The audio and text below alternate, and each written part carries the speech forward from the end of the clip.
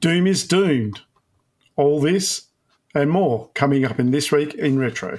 High-resolution color graphics. This land of high technology. The revolution in technology that made the information age possible. Those kids are not afraid of computers. They're coming right for us. 40 years of Fractal rescues. More. Push it more. All this and more coming up on this week's show. Up-to-date news for out-of-date tech. Hello, how are you, Chris? I'm fine. How are you, Dave? I'm very well. You've brought a friend with you. Who's your friend? I have. I was walking around in the garden and I found a couple of lizards, a couple of kookaburras, and I found an Australian. So, yeah, this is Shane. Otherwise, I don't know how he's become this sort of accidental celebrity, but this is the Shane, as he's now become referred to as. Famous for, I don't know why, because I mentioned you once before. But, yeah. How you going? Dave, how are you? Proper Australian. Thank you very much for coming on, Shane. Thank you very much for coming on, Chris. It's lovely to see you again, Chris. I haven't spoken to you in a while. Shane is, the Shane, the proper Australian, not a fake Australian like Chris. Chris sounds Australian until you hear another Australian, then you realise, nah, he's not. It's so true. 100%. What have you been up to, Chris? Mostly I've been doing some high score challenges. You know how I wanted to get creative in 2025, but I can't find I can't come up with a rhyming hashtag for it. So I'm still doing more of Play More in 24 in 25, just because there's some really interesting high score challenges. So there was Lotus 2 on one of the groups I'm in, and I won that challenge. Didn't finish the game like I did back in the day, but I did win the high score challenge. A note, actually, the WHD load version of Lotus 2 cuts your score in half. Not many people know that, but you notice when you're doing a high score challenge. So there you go. You have to go to an ADF or original disc. Scramble, didn't win that one, but at least managed to double loop the game on my main cab, so that was good. And the current one I'm involved in is Last Resort, which is one of my all-time favourite games. So I've been playing that on the main cab as well. And the other thing, I just want to be a bit cheeky and quickly update. Last time I was on, I mentioned the fact that my son Zach had finished his studies, screen media, majoring in games art design. He's actually got valedictorian, so he'll be giving the speech at the award ceremony. He's got a medal and an award for outstanding achievements. So he's very highly regarded in that area now. And so he's starting work on his first indie game just to get a portfolio running. So, link in the show notes. I'm being a bit cheeky here, but if you follow fuzznuggetstudios.card.co, then he's got all his social links in there, and you can. It's very early days, but he's going for a retro pixel art style and feel. So it's nice. It's in keeping with the podcast. So yeah, there you go. Good luck, Zach. Good luck, Zach.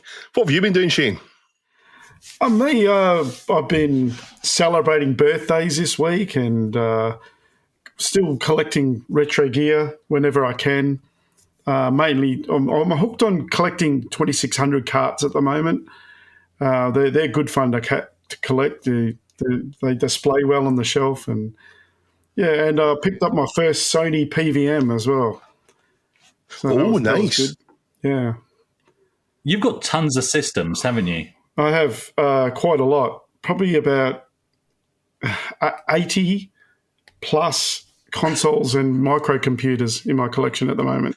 That's why we got Shane on. He's not just my mate, right? He's a true blue Aussie first and foremost, but he's a true blue collector.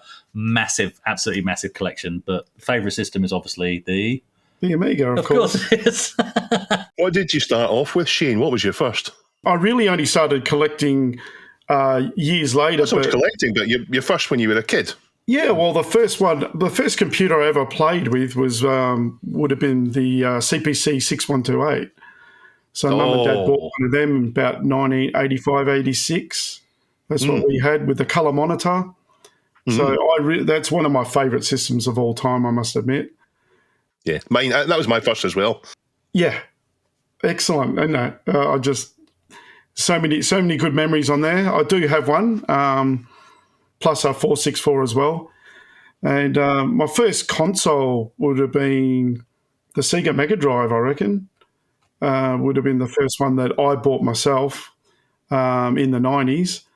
And every time a new system would come out, I'd, of course, sell it to buy the next one.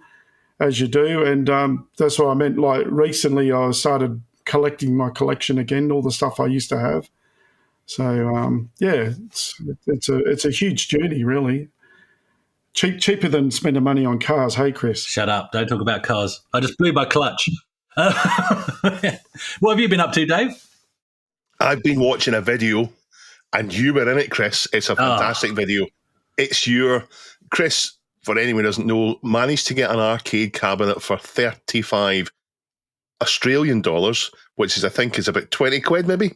Yeah, 35, no, about 60 quid, 60, 70. Yeah. No, you're right. The other way, sorry. It's 16. The end of the day for me. Yeah, it's about 16 quid. About 16 quid. No, you're right, 16 quid. 16 quid, there you go.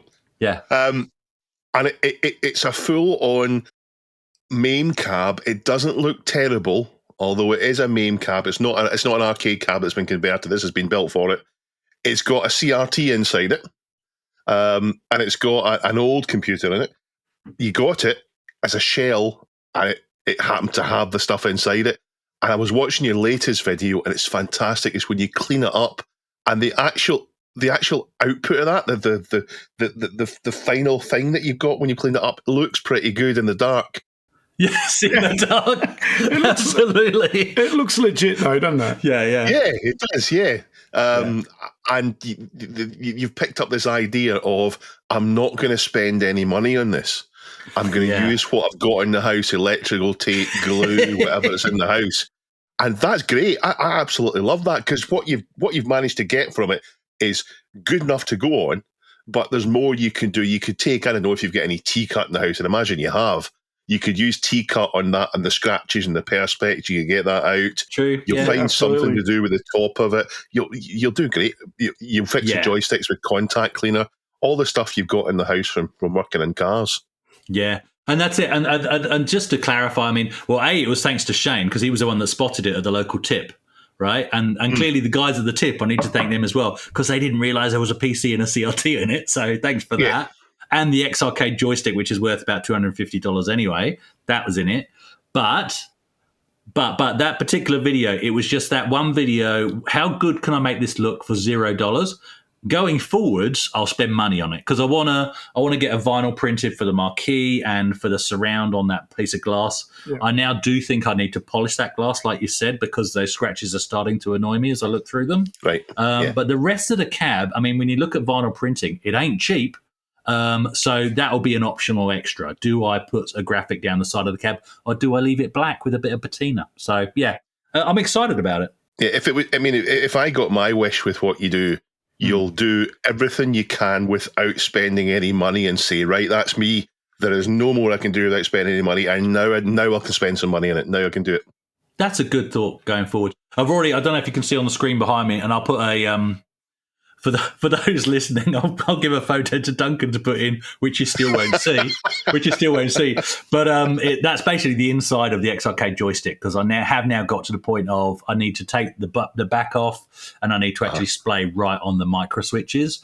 And I've even got to the point of swapping two micro switches around to further troubleshoot. And I'm doing things I don't like doing, Dave. I just want to play games. Yeah, I know. You say in the video you don't like tinkering, but you must have got a lot of satisfaction from that. Oh, you do get a bit if you end up fixing something. My fear, and also my trend, is I make things worse. I get you. You've got bits left over. It doesn't quite work right, and you think, it goes in the bin now. Yeah. Let's get on with things. Shall we get right into it? Let's do it. Let's go. So I think it was a week before last, because I do follow the show, even though I'm not still on it. You guys covered a story detailing the most significant first-person shooter games of the 90s, and it was by year. It was the most significant game in certain years. And it was one of those episodes that I really enjoyed watching, because I do watch it on YouTube, because every time I thought, if I was still on, I'd have said this, one of you said exactly what was going through my head. And that was really nice to see those points covered. There's, of course, a couple of points where I'd maybe differ a little bit, and we might get onto that a little bit today. But this story that I'm doing today is kind of a sister story to that one, and it fills in some of those gaps that you guys were talking about that week. The story submitted by Pajako6502, which is Paul, I believe. Paul, thank you still for that copy of Lemmings. But the story is titled 10 Best FPS Games That Aren't Doom, and it can be found on cbr.com. What I think would be fun this week is, do you remember collecting stickers, like either football stickers or Pokemon cards, or, I had Return of the Jedi stickers, and you get around your collection of stickers with your mates in the playground. Somebody would flick through what they've got and you'd be going, got it, need it, and then you'd stop and you'd negotiate, right? Let's do something similar. We're going to go through this list of 10 games. So, and then I'll just pause for each of you to go, I want you to tell me if you've played it, not played it, or never heard of it, okay? So remember, these are first-person shooters that aren't Doom. The list is at number 10, South Park on the N64. Dave? Never heard of it. Never played it. I played it. I actually rented that from Blockbuster back in the day. Let's move on. Alien vs. Predator on the Atari Jag. Dave? Not played it. I have played it very briefly in an emulator, but not played it. I've played it all the way to the end. It's a great game. As all three characters? No, only as the Marine. I win then. I played it back in the day as all three and all the way through. Yeah, nice. Absolutely love it. Well, back then I loved it. We'll get onto that later. System Shock for the Apple Mac, NEC, PC 98000 and PC. Played it. Not played it. I've not played it, actually. No, not played it. Heard of it, not played it. Team Fortress for the Apple Mac, Linux and PC. Played it. I haven't played it and I haven't heard of it. Oh, I've played it. Sorry, I haven't played it. I have heard of it. I've played Team Fortress 2 is what I've played. GoldenEye 007 on the N64. Come on. Oh, I've heard of it, of course, but I've never played it. Oh, you serious? Shane? Yes, I've played it.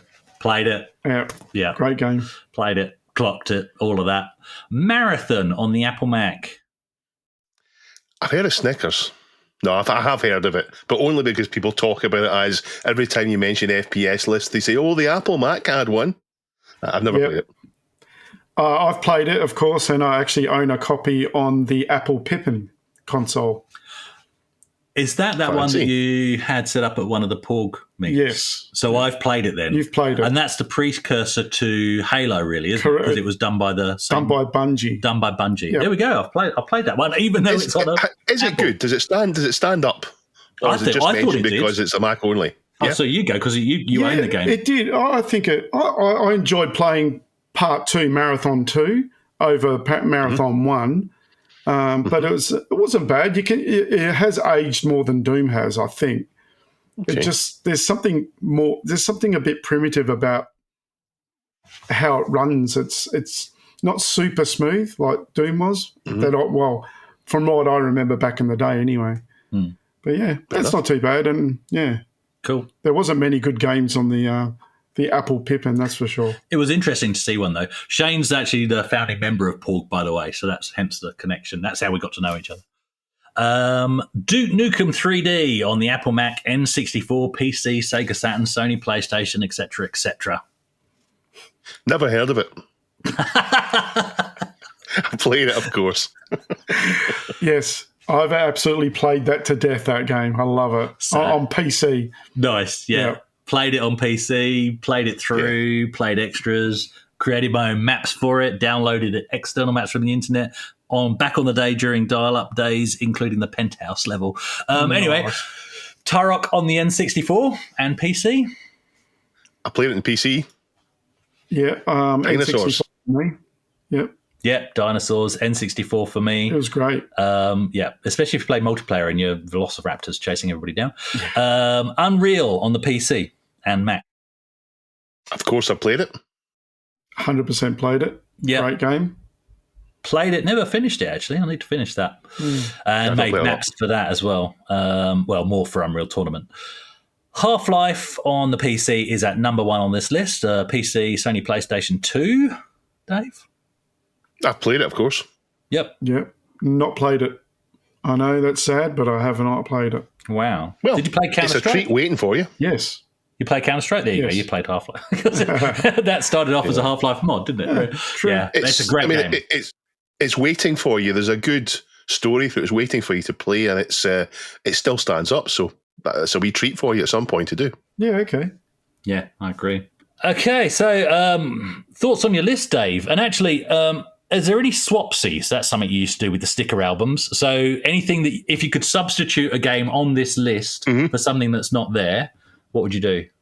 I'd like to put Ultima Underworld in, and I'm kind of not joking, because there was a point that it was thought of in the same way as other FPS games until I think really Morrowind, once that came about onto the scene, or maybe Daggerfall, the Elder Scrolls Daggerfall, and it started to become its own genre separate from FPS.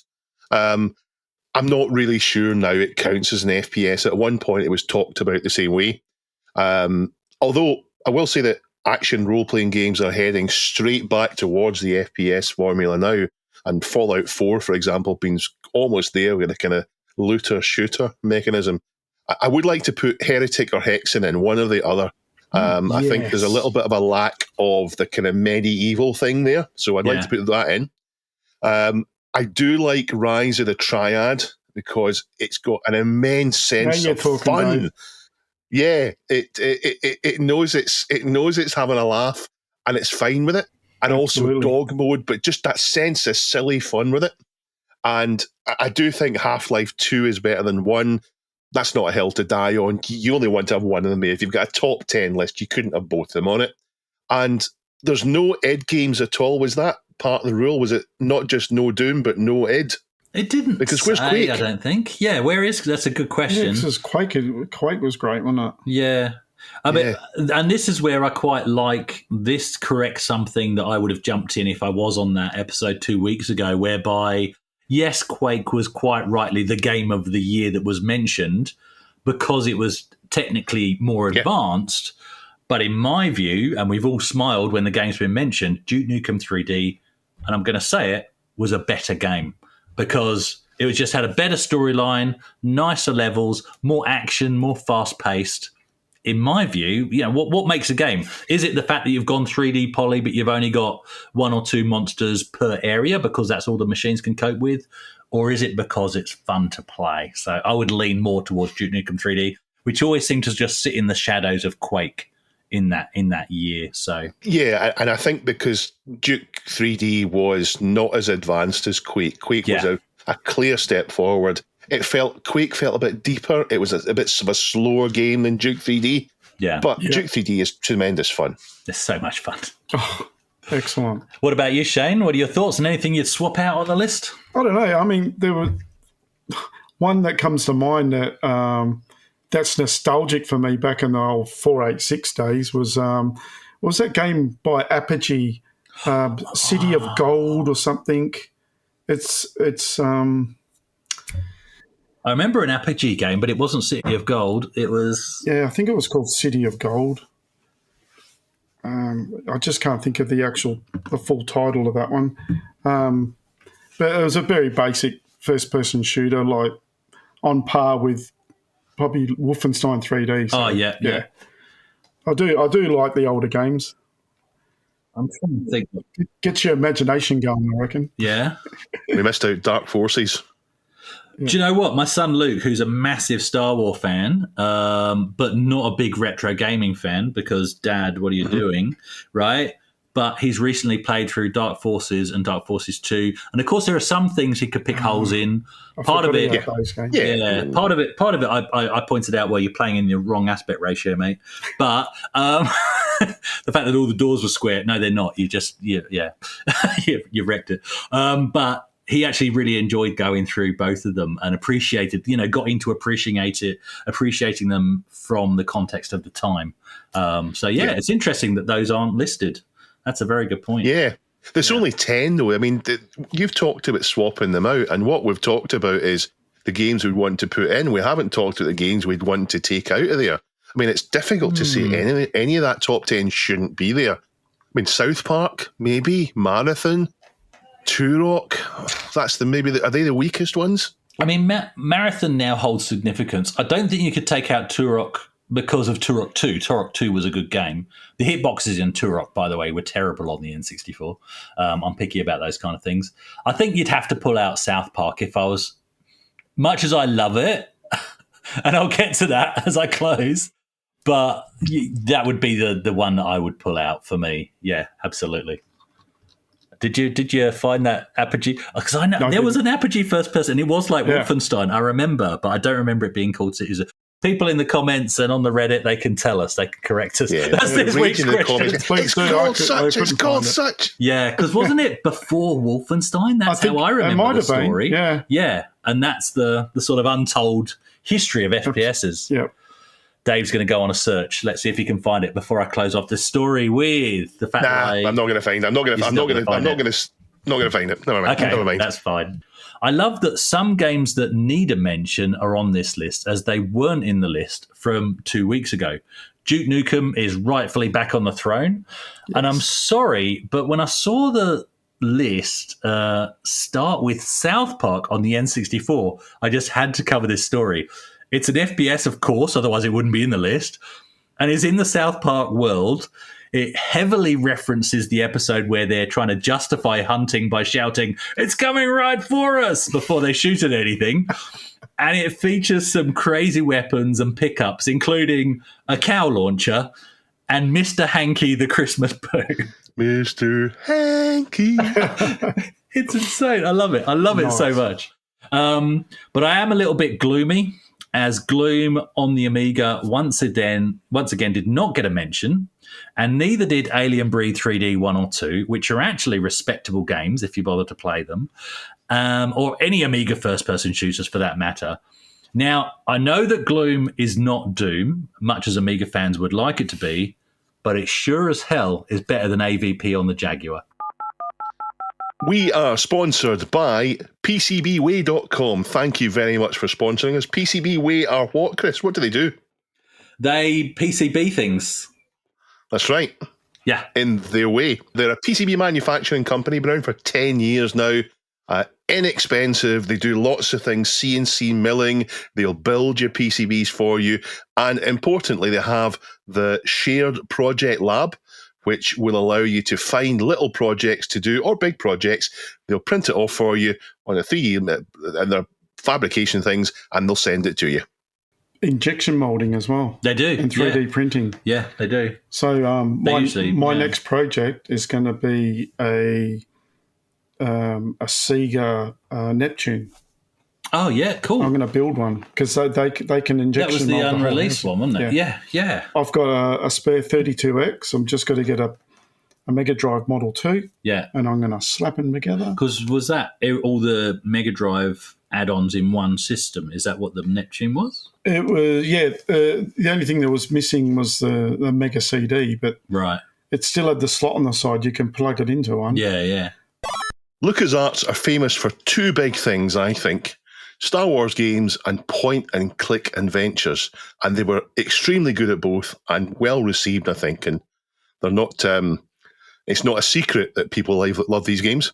They came into the scene with the point-and-click adventures with the unusual Labyrinth game based on the film with Bowie in it, or Bowie in it, if you prefer to say it that way. And the first big point-and-click on their famous Scum engine was Maniac Mansion. The games are good, but they don't look like the timeless art of what came with Loom and Monkey Island when they discovered dithering and made some games that I think easily still stand up today as fun to play. If you don't think so, then maybe wait a few years until they added the full voice acting to their games, which took it up a notch with Day the Tentacle or Sam and Max, the cat food that Neil likes to mention. They're both fantastic games, but they're easy to get into now as they were back then. They're very accessible. I don't think you could say they've aged badly. They haven't. They're timeless. The point-and-click era, though, did eventually kind of peter out, but there's still plenty to play now, and for a while, Telltale Games picked up the torch, and since the barrier to entry isn't that high, there's indie games now doing point-and-click now. The other big games that they're famous for are the Star Wars series of space combat games, And just like point and click, they're one of my favourites. I know you like them too, Chris. X-Wing, TIE Fighter, and then some on-rails game like Rebel Assault, and of course the FPS that started off with Dark Forces, then went into Jedi Knight. But they didn't start with these licensed games. They started more humbly. George Lucas didn't let them play with the big franchises right away. The first two games from LucasArts released in 1984, if you're a pirate, or 1985 if you actually waited for the official release. They were delayed because of the sale of Atari Consumer from Warner to Jack Tramiel. But back then, LucasArts weren't a publisher, they were just a developer. These two games were both 3D games. We'll get one of them out of the way straight away, Ball Blazer. It's a bat and ball game, and if you look at it, it's kind of like Pong taken to 3D, but with much more involved. First-person perspective, it's really fast, and it looks fantastic on the Atari 8-bit line. And the second, though, is the reason for this article, and it's thanks to Christ of Why Do You, and it's Rescue on Fractalus. So I'll start by saying Rescue on Fractalus is amazing. Remember, this game is released in 1985, made in 1984 for a computer made in the 70s. Although I say barely the 70s because it launched for Christmas 1979. It starts with the Lucasfilm logo, and then they show you a spaceship with eerie atmospheric sound going on. It made me think more Aliens than Star Wars. And then you launch your craft down to the surface of Fractalus through for what must at the time been a mesmerising sequence. And as you might guess, the word Fractalus comes from fractals. And that's how the landscape is. It's fractal mountains. You navigate through this 3D rendered mountainous landscape, dealing with turrets on the way, and then you land to pick up your men and hope you're not picking up a Jaggy, the horrible monsters instead. Now, it's all done in 3D, and it's been 40 years since it came out. Now, I can think of 3 games that are similar in technology in terms of being full 3D on 8-bits. There's the Threescape engine, so that's Driller, Castle Master, etc. And then there's Mercenary, which was then followed by Mercenary 2 and Damocles. And there's the Fractalus, which then turned to the Eidolon, and the other one I've forgotten the name of, Cronus Rift, that's it. But is this engine the best of the 3, Chris? What do you think? Do you remember playing any games like this? Well, I'm trying to think 8-bit era. So yeah, let's think about the Spectrum, which is what I had at the time, because I don't remember playing any 3D games on the Electron, that's for sure, all the G7000. So the Freescape games, yeah. Do you know what? Elite, yeah, there was Elite, but do you know what? I don't think I played that on the Spectrum. Even I think I waited till the Amiga to give it a go. Funnily enough, I don't remember. Certainly not vivid memories of playing it on the Spectrum. Driller, I definitely played on the Spectrum. You mentioned that, and Darkside, borrowed off a mate. The one I thought to mention is actually this, which is only because you said Mercenary. But Echelon, which not many people talk about or have heard of, and this is a new old stock copy that I got off Side, Ginger Hippie Gaming, and it's wireframe. It's basically wireframe, and even though I've got the box here, right, and I only collect things from my past, I collected this simply because I couldn't find the version that I thought I'd played, which was the Amiga version. Okay. I've done some research, and the Amiga version doesn't exist. It never ended up coming out. So it either was the Spectrum version, but looking at footage of this, I don't think it was, or it was the PC version, but that doesn't fit in with what I thought the timeline was from the shop I know I bought it from. So I'm chasing a non-existent game, which is really weird. Is it possible you read about it in a magazine and thought, I'll need to play that, or you got a demo in a magazine? No, I bought the box because I remember standing in this particular shop, I was standing in Megabytes, looking at this artwork on the, so for those listening, it's just this really nice sort of spaceship hovering above an alien landscape, jets facing down, that's how it's hovering, and it's just really nicely drawn. And it's one of those occasions when I literally just went by the box art. Looking on the back, it was clearly wireframe, but it was like, nah, that's going to be awesome. And that's why I spent my pocket money that particular day. but it never came out on the Amiga. So I need to work out which version it was I played. But clearly it was possible on the Spectrum, and it's wireframe graphics. And the reason why, because what I do remember about the game is you basically start off on this like low orbit space station, wireframe first person 3D stuff, and then you drop down to the planet's surface. So it really fits in with Rescue on Fractalus, and then you have to go and pick up certain things on this alien landscape before returning back up to the space station. So very similar premise to Fractalus. I have actually played Rescue on Fractalus only once, very briefly at a Porg meet, and it was Al, one of the other admins of the group. He had it running on one of his machines, which I think might have been the Atari. I think he did bring one. Yeah. And he was talking to me. It was probably the first time I actually met Al, and he was talking to me about how significant the game was, how awesome the concept was, and how amazing it was that they could run this on this limited hardware back in the day. So he actually got me my copy as well. Oh, cool. Yeah, it was really good. But that Echelon game may have been even on the BBC Micro. It might have been. It was totally doable on that. Yeah, true. Yeah, because it's wireframe. Rescue on Fractalus released on the Atari. That was its home system, the Atari 8-bit, and the 5200 was the console version of that. And that's where it belongs. It did come out on other systems, but that's where you should play it on the Atari 8-bit. What do you think, Shane? Yeah, I agree. I played it only because Al actually, I didn't play it back in the day, but Al introduced me to Fractalus. He said, you need to play this game. So he got me a copy, and as I said earlier, I played it on the Atari 800 XL and also the XE, Atari XE. Is it the console one? There's the XEGS is the console one. The XE is just the Atari ST styled re-release of the XL. That's right. Yes, I've got a few Atari 8-bits. If you add them up, the Atari 8-bits, you can add them up until you get to 64, I think. That's how that works. I think all of those games you mentioned too they're released on the Amstrad as well. Yeah, they were. I mean, Freescape and Driller definitely. I played them on the Amstrad. Yep. Yeah, they were made on the Amstrad. That was the home system for Freescape, was the Amstrad. And I remember at the time reading Amstrad Action months before Driller came out. They were making a big deal of it because obviously they'd seen what it was, and they were really thrilled by how Driller was going to be. It's a slower game than Rescue on Fractalus, but it's a more strategy orientated game. You're trying to release the gas build up and stop something blowing up. But yeah, they were made on the Amstrad. The other ones we haven't talked about much, Mercenary, I think I don't know if Mercenary is Atari or if it's Commodore 64.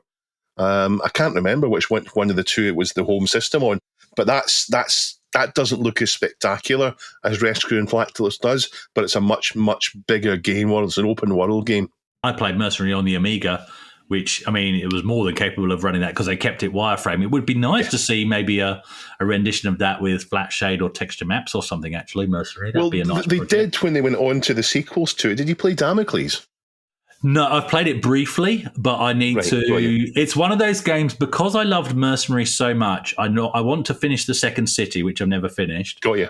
And then I want to get into Damocles, and it sounds strange because it's sitting there right on the hard drive on the A1200 in front of us, but I want to play it when I own it. I want to buy it. Got you. Right? Got you. Does that make sense? And no, I don't do that with all games. Some games I'll just go, well, it's there on the hard drive. So I've played it briefly, but it's like, this is so significant and it's so tied to a game I loved in terms of Mercenary.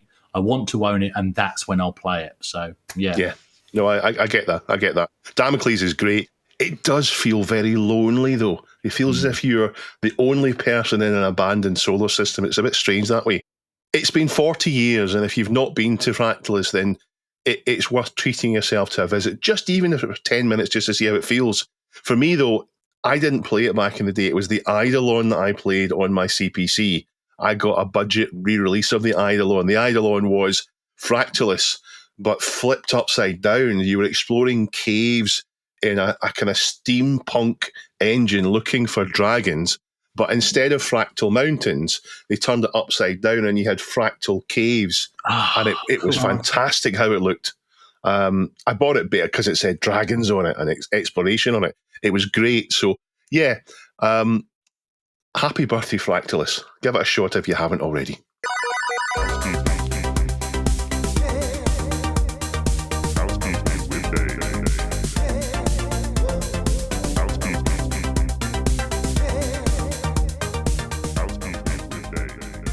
So I'd like to welcome 3 new members to the Twirler roster. I'd like to welcome Alistair, Tom, and Dan. Thank you very much for signing on as patrons. We do appreciate your help. If you'd like to join them and become an official Twirler, it's patreon.com/thisweekinretro. Thank you very much to the 3 new Twirlers. There was lots in reply to the Beatles text adventure. The first from no other than Tim Gilberts himself of Gilsoft. And he says, "Oh, thanks for the mention, guys. I usually make an effort to watch or listen every week. It's pretty sad timing, actually, as I found out that Graham sadly passed away a few weeks ago. So this is the creator of the quill. We had luckily reconnected 7 or 8 years ago and had been in contact and did indeed meet up for the Quill 40th anniversary. I agree that things like Quill and GAC really allowed anyone to create a game and enabled many who had the writing and puzzle design skills, but perhaps not the coding ones, to allow their creativity to flourish. So a fitting tribute to see his creation mentioned still in such warm terms 42 years later." So we didn't know. We had no idea that Graham had just passed away. So it's rather poignant. We didn't know.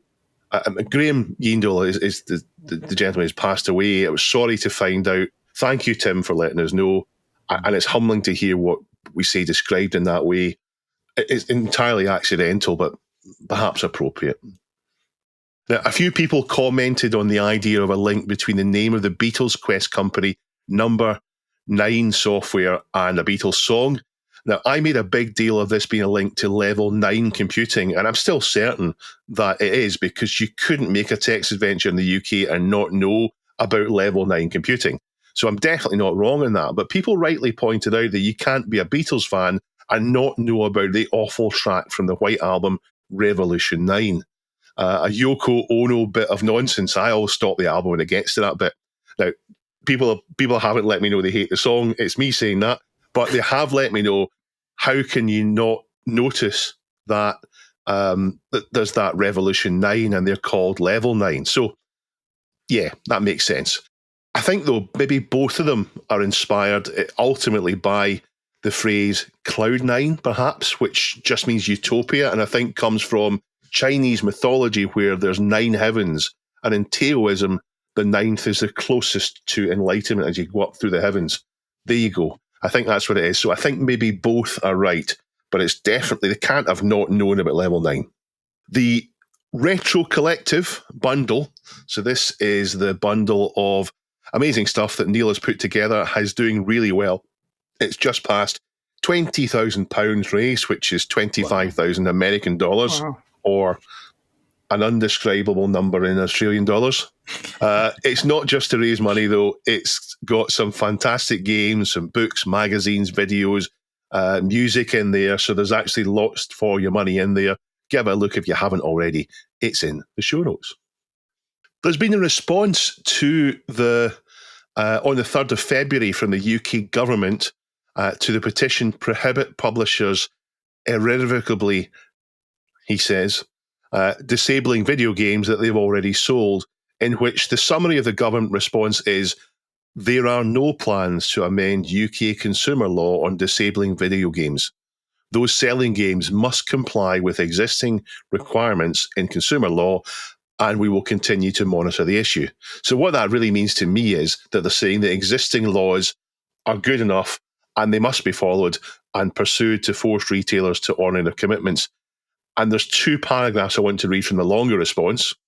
It says, a trader or third party can upgrade and improve the features of digital content so long as it continues to match any description given by the trader and conforms with any pre-contract information provided by the trader, unless varied by express agreement, which makes me think they'll try and say, well, it's in the terms and conditions that we can withdraw this at any time. But the next paragraph says, in addition, the CRA, which is the Consumer Rights Act, requires that the terms and conditions applied by a trader to a product that they sell must not be unfair and must be prominent and transparent. If not, they may also be challenged, and the question of fairness is a matter for the courts. Terms found to be unfair are not binding on the consumer, which to me says there that in order to defeat this nonsense, what would need to happen is people would need to take the retailers to court and say, you sold me a game and the game doesn't work anymore. And you can put it in tiny letters in the terms and conditions if you want, but that shouldn't be binding on me. You shouldn't be able to take it away. Now, whether that will happen or not, I don't know. I think the only way to fix this is for somebody to have a public hanging. And by that, I mean, we go after something like the fact that The Crew has been taken down, which I think is one of the main games that kicked off this stink, right? And for a class action to happen, so that either in the future these terms are clear, or this kind of thing can't happen again. You've got to make an example. But anyway, yeah, because really, if you buy The Crew, so there was this game called The Crew. It was bought by people, and then a few years later they switched it off. Yeah, because they had only ever licensed the content for it for a limited period of time, and they didn't tell you when you bought it. So you bought a game, and a short time later, a few years later, you had nothing for your money. And I don't know if that means you could go to court, get your money. I would suspect that if you go to the retailer, they'll just say, here's your £7 back, just shut up and leave us alone. Maybe, yeah. Class action, let's do it. I know. So I'm not a lawyer, and I think companies are not adhering to the law, but whether that actually means there's any scope for something to happen, I don't know. So thank you, Indigo Prime, for submitting that. The creator of MT32 Pi, Dopefish, has decided to end development, basically due to online abuse. We're very sorry to hear that. The project is, and in fact has been ready to use for years, but without Dale continuing to develop it, it may fall behind as things change. The project provides full and accurate emulation of the fabled Roland MT32 used in early 90s DOS gaming and other places. I've been called out. Geordie Jedi writes, Dave's mythical Amiga.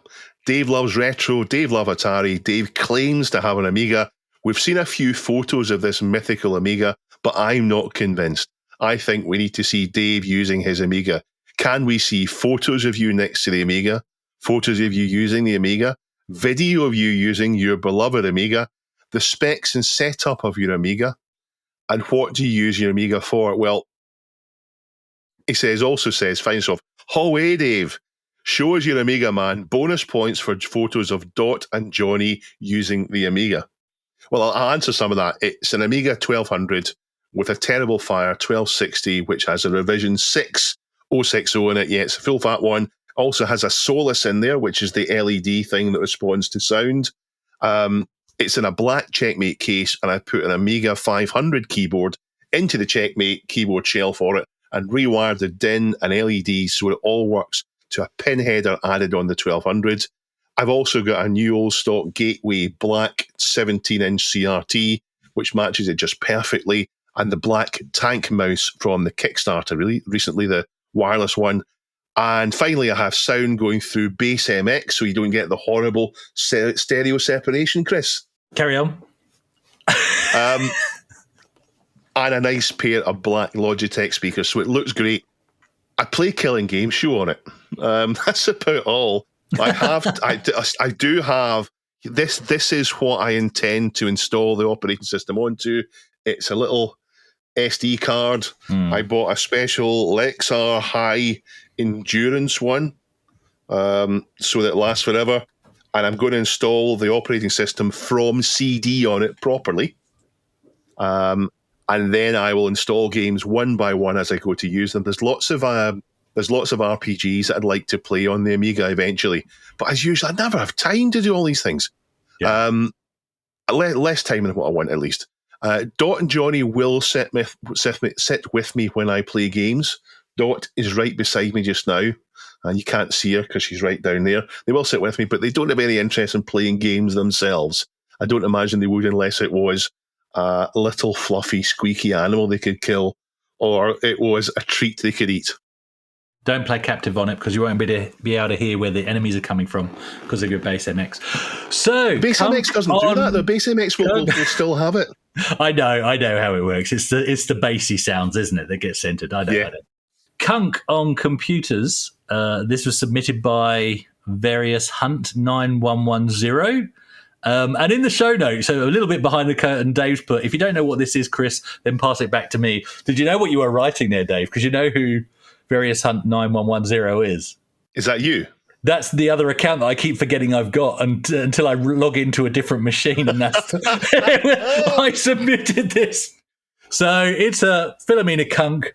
If you've never heard of her, sounds like a rude name, but she basically interviews people, experts in different fields, but with the most moronic questions you've ever heard. But that's the draw, right? It's her. And it's all deadpan. It's all deadpan, yeah.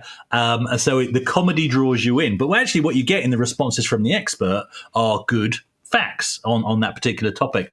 But the clip that I linked was one where she's talking about is Kunk on computers. And what I liked about it was, yes, it was her stupid intro spiel and acting like a complete idiot. But the machines that she's obviously in some... In fact, somebody may be able to tell us what location she was filming from. Is it? Letsley Park. And it's just beautiful, historic and nostalgic and relevant to this podcast. Machines like the BBC Micro and stuff like that, all sorts of old PCs, Macs and all of that kind of stuff. And just really nice to see those in the background, overlaid with her complete idiocy. I absolutely love that clip. The people being interviewed know what it is. They know it's comedy, it's a setup, but they're told that they must take her questions deadly seriously. So you see them sometimes, they'll ask a question and they look as if they're trying to swallow a bee because they're trying not to laugh before they compose themselves to answer a ridiculous question. But it has, you're right, it has this thing where they somehow manage to get her to ask questions which leads to interesting stuff from people like Professor Brian Cox, for example, at the same time as being incredibly funny. It's really good. I don't know, you must have seen it in Australia then. Do you get it in Australia? I only makes it through YouTube. Do you know what? In all honesty, I've not watched a single full episode. I'm happy with the shorts. I'm happy with the shorts that I find online, right? But now I'm going to go digging, maybe through, because is it BBC? Is it a BBC program? It's BBC. It came from Charlie Brooker's Wipe. So he used to do a games wipe or a screen wipe, and she was just one of the characters on there along with Barry Pease, who was actually the producer. So it was Philomena Kunk and Barry Pease. And she was one of the two characters there, but she's got her own show now. It's great. I'm going to go chasing full episodes. We recently talked about 3DO, and we mentioned there was an upgrade that never saw the light of day, the M2. Well, it turns out it did see the light of day. There's one turned up on an auction in Japan. Apparently, they block you from the UK. It's $24,000. So thanks to SROSEFX, Sroersfix, for that. This would obviously be a prototype of the M2, which was the kind of successor or the upgrade to the 3DO. So I don't imagine there's much to do in it other than have a look at how it would work. Yeah, they're meant to be more powerful than a PS1. Oh, really? I believe the specs. But I don't really know myself. 3DO was just such a shame it didn't really catch on. I reckon too. An e-ink-based text adventure handheld is coming to crowdfunding, thanks Good Punk 2, and you can follow the progress on inkconsole.com/games. And sad news, Stefan Peak has passed away at the age of 59. He was responsible for, among other things, the music in the fantastic Amiga and DOS game Dune. Some of my favourite game music ever. And if you've been a long-time listener, you've heard me bring this music up time and time again. Thank you for Colony Activists for telling us. I've linked one of my favourite covers of his work from my friend Banjo Guy Ollie. There is loads more in the subreddit. Thank you all for submitting and participating. It's no secret that I love cars and I love driving, except most recently because my clutch blew up. But why? That's a question I have to ask myself. I've become very aware as I get older that some people are not into cars and that driving is a chore and a car is a necessary evil. And I just don't get it. So I have to think other about... drivers. It's other drivers and congested roads. That's what causes that. Is that what it is? Maybe. Yeah. So I have to kind of question, what is it that influenced me? What made me love cars, right? Because it's not a natural thing.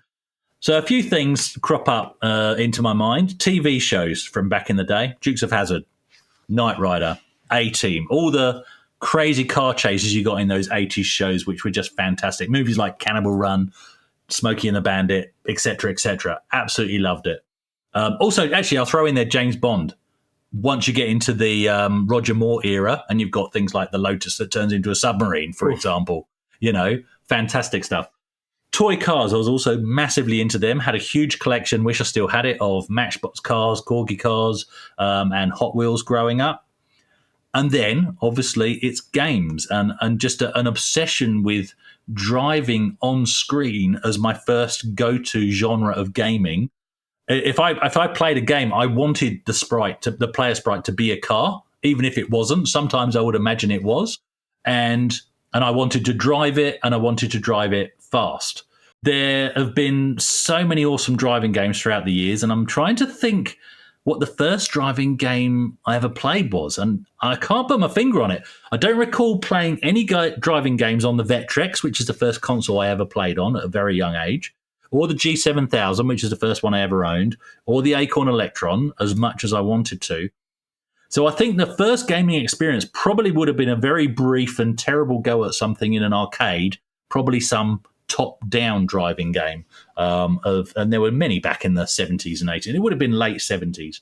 I do recall playing Le Mans on someone's Commodore 64.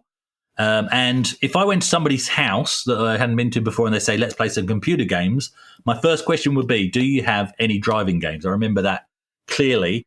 So leading on my most vivid memories of those that I can be sure of, Spy Hunter is definitely an early one, and that I played stand-up cab in a fish and chip shop. I can remember clearly where it was. I even know the place on the street. Yep, top down with guns. So it can't get any better than that, right? Nice. Driving with guns. Pole position. It was either pole position 1 or 2 at the local swimming baths, upstairs in the cafe. And at home, probably Checkered Flag on my Spectrum is potentially the first driving game I got my hands on. So earliest vivid memories of me putting the pedal to the metal and clear influences of my love of the genre. Why am I digging up these old memories? Well, Top Gear have compiled yet another best driving games list, and they've done a few. But their latest, and it was shared with us by Dr. Local and written by Mike Chanel, is titled, These are the 50 best driving games of all time. That's a bold statement by Mike, but actually the list is quite good. Of course there are gaps, there always will be. Much as I'd love to play another round of played it, not played it, or never heard of it, it would take too long because this is a list of 50 games.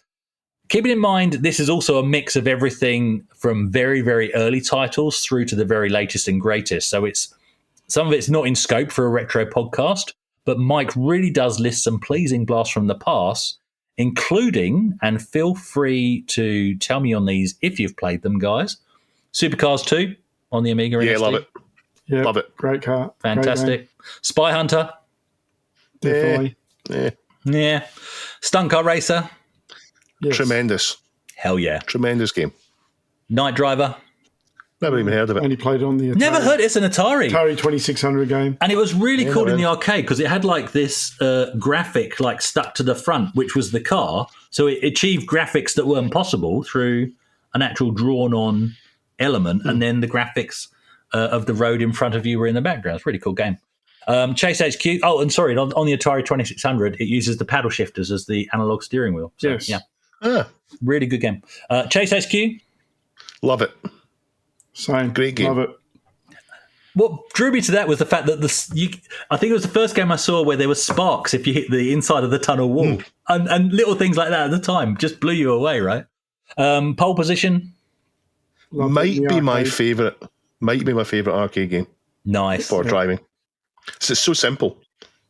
It really is, isn't it? Yes. Yeah. Outrun. Heard of it? Love it. Have you finished it on the arcade? Either of you two finished it? Yes. You have on the arcade. I played it. My favourite one to play was the full moving cab. Yeah. And yeah, I finished that on one coin too. Far one out. credit. Nice. I've never done that. Neil finishes it every day when he goes to the cave. Yeah, that's just his commute to work. And anyway, they even mentioned on the list, actually, Super Mario Kart. So Mario Kart on the SNES. That gets a mention as well. I think for me, the game on the list that was most influential on me and my love of driving, and I think this will surprise you, but it's Hard Driving by Atari. Okay? I loved it. Yeah. That game... And In the it was arcade. great. The full cab with the steering, That's it. the shifter, and the clutch pedal as well. Yeah. Had everything. I'm pretty sure somebody will correct us because that's what the community does, but I'm pretty sure it was the first cab with a clutch pedal. Yeah, I reckon it would have been. I think it was. That's how I remember it anyway. But I swear that game literally taught me how to drive because of the 3-pedal setup, the H-pattern shifter, and even an ignition key for the start button that would actually let you stall the car if you used it wrong. It was fantastic. Now, guys, obviously we can't go through the whole list, but what are the standout titles for you on this list if you've had a look through it? And what would you say is missing? Dave? I mostly agree with you. I'm not into as racing games to say where you are, but Pole Position, which I loved in the arcade, playing it in Spain and holiday. Chase HQ, Super Hang-On was missing. I love, from your list, the ones you picked out, I love Super Hang-On. Supercars 2, of course, Supercars 1, Stunt Car Racer, loved that so much. I'm sad to see Screamer not there. That's true. Yeah, so Screamer's one that's missing. But yeah, much the same as you, except just not into it the same way you are. Oh, Screamer 2 for me, actually. Shane, what do you think? I definitely love Chase HQ. That was so good. Got all the way to the end in that as well. And Ridge Racer. Oh, yeah, true. Ridge Racer, the first one I ever played was in Northbridge time zone, and it was a full MX-5 car, a full setup with the clutch pedal and everything, 3 massive screens, fans blowing in your face. It was an awesome experience. That would have been fantastic. The first $5 game I ever played back in the 90s. That was expensive back then. Yeah. Wow. It's worth it as an experience, though. Yeah. Yeah. I guess it's up, yeah. I'm trying to think the virtuality games, they weren't cheap. They were about £3 ago, weren't they, back in the day? Oh, yeah. Yeah, far out.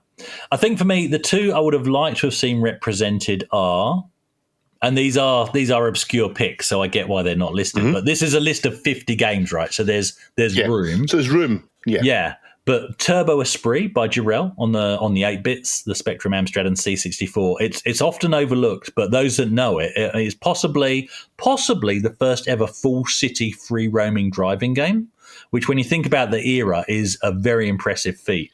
Yeah. It's even got pedestrians running around and all that kind of stuff. It's fantastic. The other one I'm surprised isn't on the list, keeping in mind they do feature more modern stuff, is Outrun Coast to Coast, or whatever you want to call it, because it goes through several names.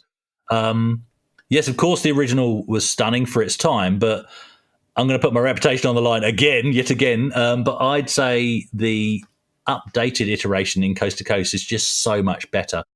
It just has the perfect nostalgia nods to the original, and it just takes the whole thing up to 11. I just love that game so much. And the list also misses out on some of the most hardcore sim racers, which is a little bit odd. But they did say game, so I guess I'll let that slide. This story also reminds me of a book that I've got, which is in the style of, for those listening, a Haynes workshop manual. But that actually goes clever. through. Yeah, and it's called the Driving Games Manual. And if you flick through, it's got really significant driving games, including things like Outrun, Pole Position. They're all in there. Picked this up ages ago. So, yeah, when I first started recollecting. So, quite cool. I don't think I'd argue with the top 4 that he gets to at the end of his list, which are Outrun, Super Mario Kart, Gran Turismo, and Sega Rally Championship. Oof. But if you want to know what order he puts them in, well, you'll have to check out the links in the show notes and find out for yourself. On to the question of the week. And last week we said, to make it fun, we want your pitch for a text adventure in exactly 6 words, no more and no less. For example, man loses Amiga, epic recovery quest, which is what Neil's story is. Your 6-word interactive fiction pitch, please. Best answer gets made into a game one day by someone, maybe. And Duncan had a few suggestions. He said Retro Rampage with Johnny and Dot. Alternate reality travelers prevent Amiga downfall. And 8-bit characters struggle in 16-bit world. Well done, Duncan. The first answer, the top answer, is from Gregoro, and it's The Legend of the Crafty Log. No, that could go completely the wrong way. Lord Borak 316 came up with 2 bald bearded eggs, weaponized nostalgia. I can't think who he's referring to. Antiques for Geeks says 6 words is not nearly enough. Or, as it's better known, frustrated writer foiled by word count. You're in the next one. I am in the next one. Who's that by? It's Meteoroid. That's how I'm pronouncing it today. Chris tries to crowdfund a doco. There's loads and loads in there. There's even one with urine in it, Shane. It's Metroid says, the Shane looks for a Vectrex. There you go. You've got one, haven't you? You've got 2. I have. Yeah. I like it, though. Famous. So, our question of the week this week is, Chris. The question of the week for this week, next week, whatever you want to call it week, is what's your top 5? We featured a couple of best games lists this week. What are your top 5 games from the year 1995? So it's a 30-year anniversary rather than 40 years from Fractalus. 30 years ago, 1995, what's your top 5 games? Fantastic. We'll go with that, Chris. I like it. Thank you very much for coming back, Chris. You'll be back again, I'm sure. And thank you very much for coming on The Shane, the famous Shane. Thanks for having me, Dave. It's been a blast. No worries at all. Yep. Fair dinkum. Beauty, mate. Beauty, mate. She'll be right. I can't understand these two. They're talking Australian. I'm waving. I'm waving. Chris is waving. They're waving. The Shane's waving. Week, Bye. Bye.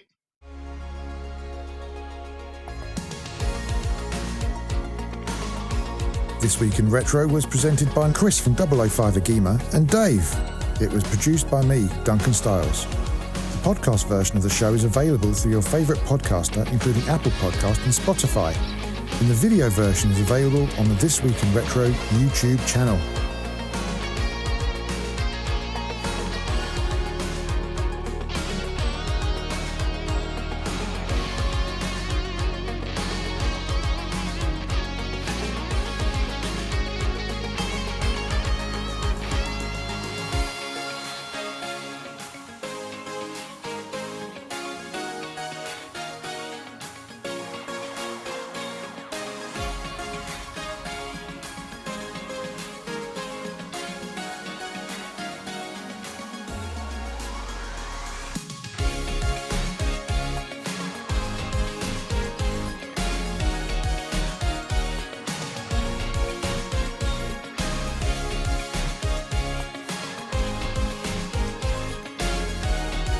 Join our community subreddit at r/This Week in Retro to suggest and vote on the stories we cover on the show.